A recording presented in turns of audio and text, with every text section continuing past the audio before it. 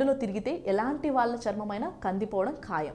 సూర్యకిరణాలు డైరెక్ట్గా స్కిన్పై పడినప్పుడు ఆ వేడిని తట్టుకోవడానికి శరీరం మెలనిన్ అనే పదార్థాన్ని ఉత్పత్తి చేస్తుంది. అది చర్మంపై పొరలా ఏర్పడుతుంది.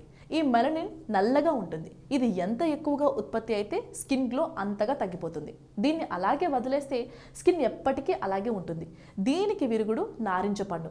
1 టేబుల్ స్పూన్ నారింజ తొక్క పొడి తీసుకుని అందులో కొద్దిగా పసుపు, కాలమైన్ పొడి లేదా గంధపు పొడి వేసి కొద్దిగా నీరు పోసి పేస్ట్లా కలపాలి.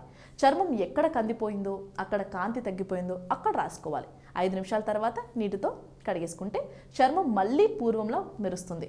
నారింజలో సిట్రిక్ యాసిడ్ ఎక్కువగా ఉంటుంది. ఇది సహజమైన బ్లీచింగ్లా పనిచేస్తుంది. నారింజ రసంతో తయారైన ఐస్ క్యూబ్తో చర్మంపై మసాజ్ చేసుకుంటే చర్మం తిరిగి మెరుస్తుంది.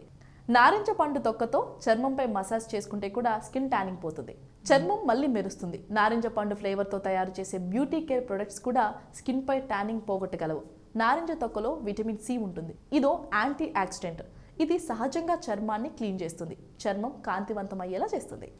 చూసారు కదా నారింజ వల్ల ఎన్ని ఉపయోగాలు ఉన్నాయో. మీరు కూడా ట్రై చేయండి. Like and subscribe Eagle Health and Beauty.